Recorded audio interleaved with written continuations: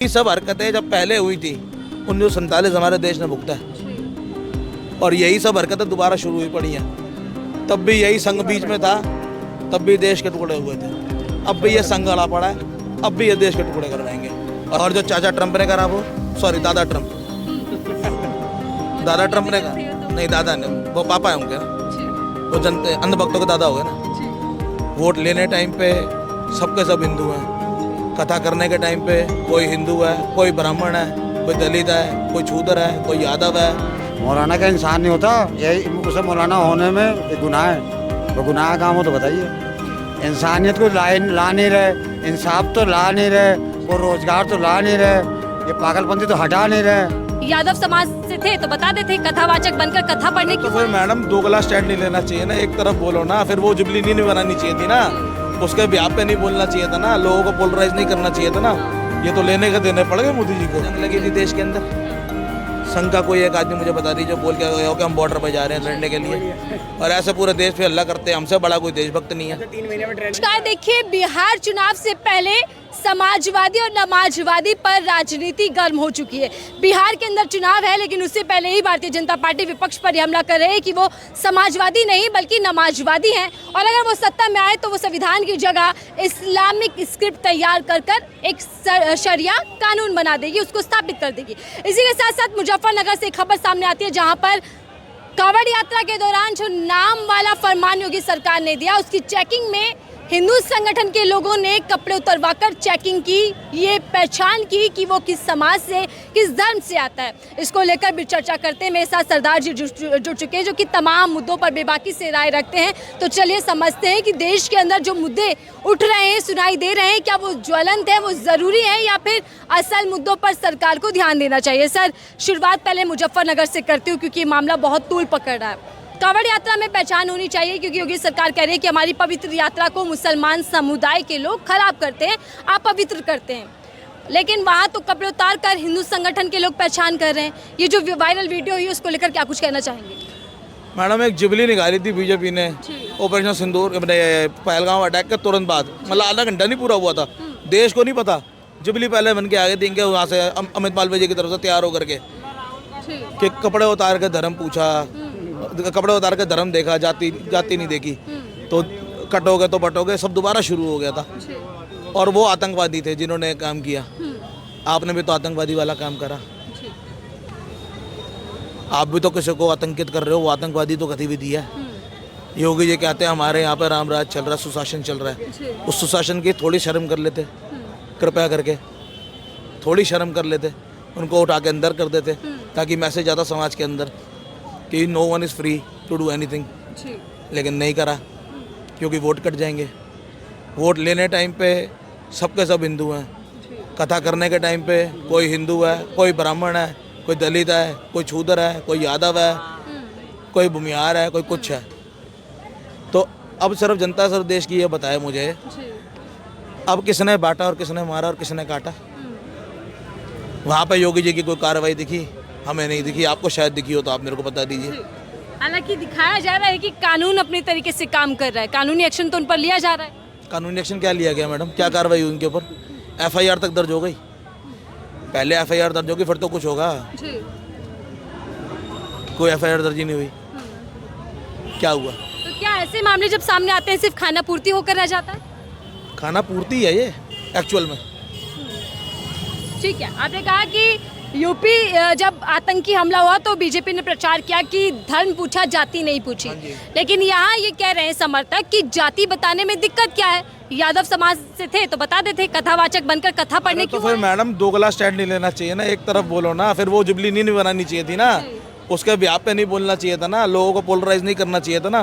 ये तो लेने के देने पड़ गए मोदी जी को। तो क्या उत्तर प्रदेश सरकार का या बीजेपी सरकार का मुखौटा जो है उतर चुका है? 27 में मैडम सरकार देश में वैसे मुखौटे की चल रही है, चला तो अरबपति रहे हैं। मोदी जी 18 घंटे काम चंद लोगों के हाथ में। मैडम अगर 18 घंटे अगर काम करते ना तो हम कर्जे में नहीं होते। 205 लाख का मूल कर्जा, 36 लाख करोड़ रुपए उसके ऊपर ब्याज, 241 लाख करोड़ हो चुका है मैडम जी। लेकिन बावजूद इसके दावा किया जा रहा है कि देश में अमृतकाल चल रहा है।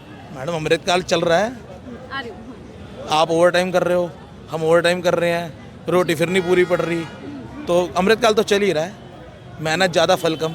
जी सर, आपने कहा कि वो आतंकवाद है तो फिर जो ऐसी घटनाएं हैं वो भी आतंकवाद से कम नहीं, लेकिन आतंकवाद क्या ही है, आतंकवाद से कम नहीं मैडम, ये भी आतंकवाद ही है।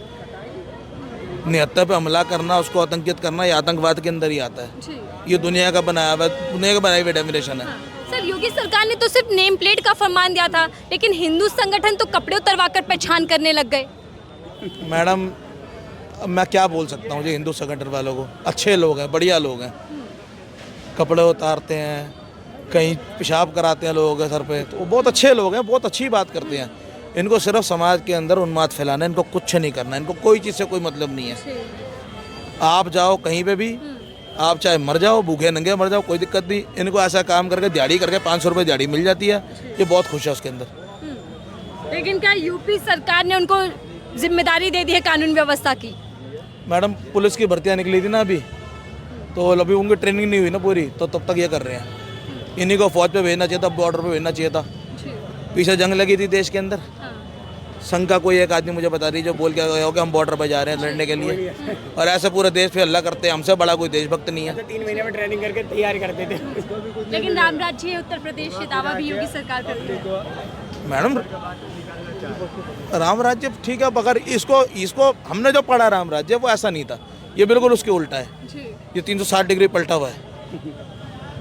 उस राम राज्य के अंदर किसी के साथ भेदभाव नहीं था, किसी के साथ गलत नहीं होता था, किसी का कोई हक नहीं मारता था। यहाँ दिन दिहाड़े तो चोरी डकैती हो रही है, बलात्कार हो रहे हैं, दिन के अंदर 14 तो रेप की रिकॉर्डिंग घटना रिकॉर्ड सरकार रिकॉर्ड में ही ले रही है अपने। रोज नाम जो बड़ी बड़ी फाइलें सड़ जाती हैं, उनकी FIR नहीं बनने देते। क्या है जी, ठाकुर जी ने फ़ोन कर दिया, पंडित जी ने फ़ोन कर दिया, गुप्ता जी ने फ़ोन कर दिया, इन्होंने फ़ोन कर दिया, उन्होंने फ़ोन कर दिया, बस इसके बाद हो गई फाइल दब गई, और जिसके साथ गलत हुआ वो जाए बाहर में।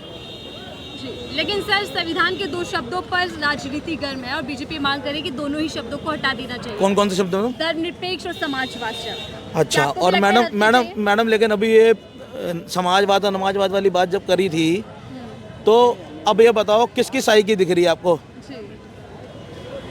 ये शरिया वाली साइकी आपको किसकी दिखी? शरिया एक इस्लामिक वर्ड है, लेकिन इसका मतलब जो है एक्चुअल शरीयत के, मतलब जो आपका कानून व्यवस्था बनी पड़ी है, उसके अलावा कुछ नहीं, उसी के हिसाब में आपको चलना है। अब ये बताओ, जब संविधान के अंदर धर्मनिरपेक्ष और ये लिखा पड़ा शब्द, आपको उसमें हटाने में दिक्कत क्या है? इतने साल से देश में दिक्कत नहीं थी, अब हटा के क्या करोगे?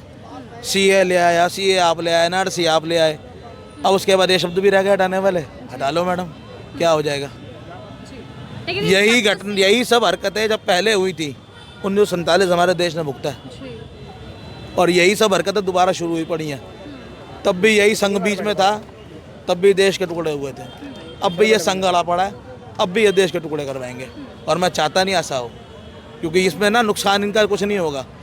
इनको बड़ी जगीरें फिर मिल जाएंगी, ये बड़े नेता फिर ऊपर जाएंगे, जो गरीब आदमी मरता है ना, और जो देश हमारा टूटेगा वो हमें पता है, इनका कुछ नहीं जाना। इनमें से कोई एक नेता मेरे को आप बता दो जिसके फॉरेन के अंदर घर नहीं है, फॉरेन के पासपोर्ट नहीं है इनके पास, कितनों के पास तो यॉर्ड है प्राइवेट, इनका तो कुछ नहीं जाना। मरेगा तो गरीब आदमी, टूटेगा तो देश हमारा, इनका क्या जाना है? ये तो किसी और देश में जाकर नागरिकता लेके पहले से ले रखे, वहाँ जाके सेटल ही हो ना।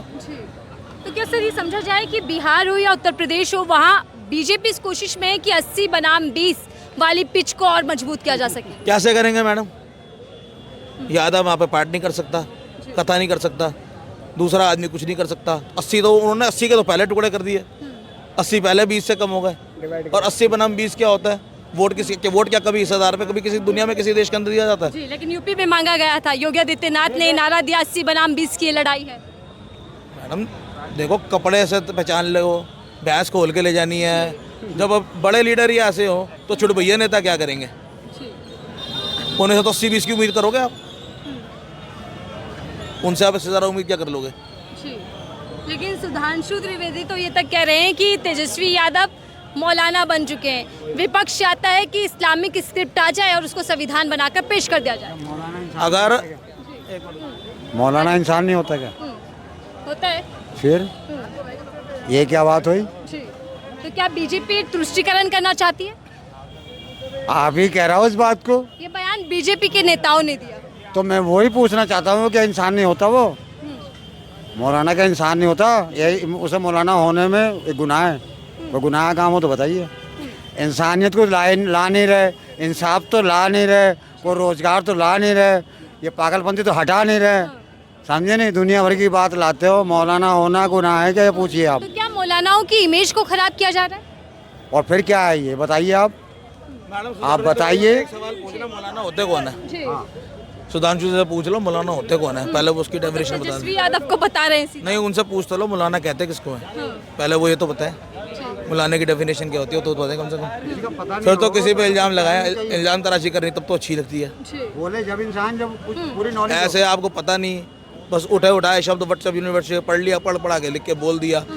चार आपको शरोक आते, जब आदमी सवाल पूछता तो हमने पाकिस्तान के साथ ये करा, और जो चाचा ट्रंप ने करा वो, सॉरी दादा ट्रंप, दादा ट्रंप ने कहा नहीं, दादा ने, वो पापा है उनके ना, वो जनते अंधभक्तों के दादा हो गए ना, क्योंकि पापा ने बहुत रखवाई थी, दादा ने पापा की बहुत रखवा दी। अगर ऐसी बातें ठीक सुन है, के भी दिमाग ये में अलग ना आए। मुद्दा है। बहरहाल सर, दो शब्दों से बीजेपी को आपत्ति क्या है?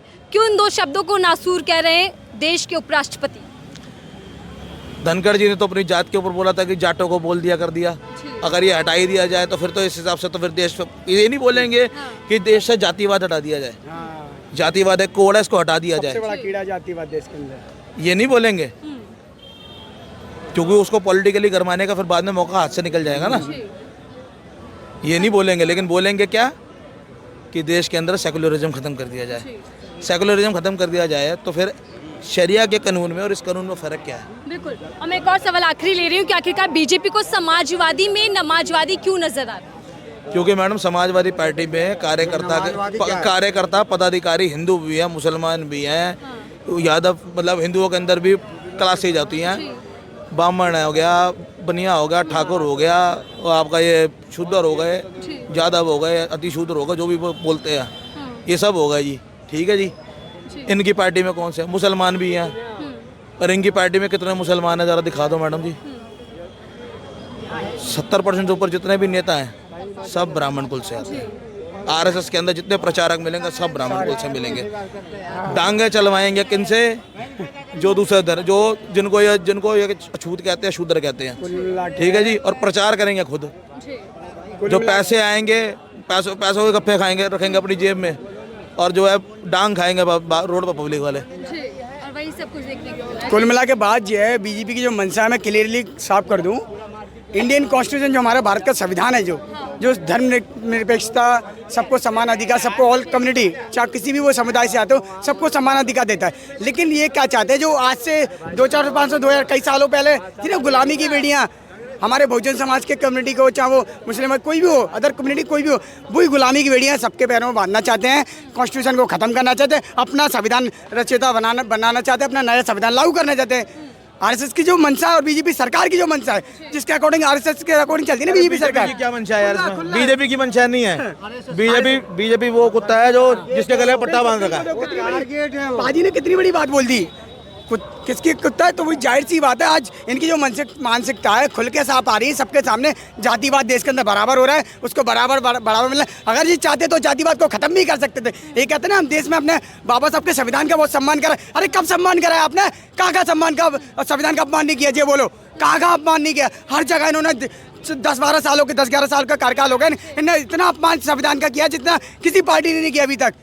आज देश को बर्बाद कर दिया इन्होंने। महंगाई बेरोजगारी पर कोई बात नहीं करता, एजुकेशन सिस्टम पर कोई बात नहीं करता। शर्म आनी चाहिए आपको। ठीक है, चर्चा लंबी हो जाएगी, इसलिए चर्चा को यहीं समाप्त करते हैं। लेकिन सवाल ये है कि आखिरकार जाति के नाम पर देश भर में, खासकर प्रदेश के अंदर घटनाएं बढ़कर सामने आ रही हैं, लेकिन उस पर लगाम लगाने की जगह आखिरकार बीजेपी संविधान से दो शब्दों को बदलने की मांग क्यों कर रही है, और इसी के साथ समाजवादी को नमाजवादी कहकर क्या मुद्दों से गुमराह कर रही है देश की जनता को। इस रिपोर्ट को लेकर आपकी क्या राय है, जरूर साझा कीजिएगा।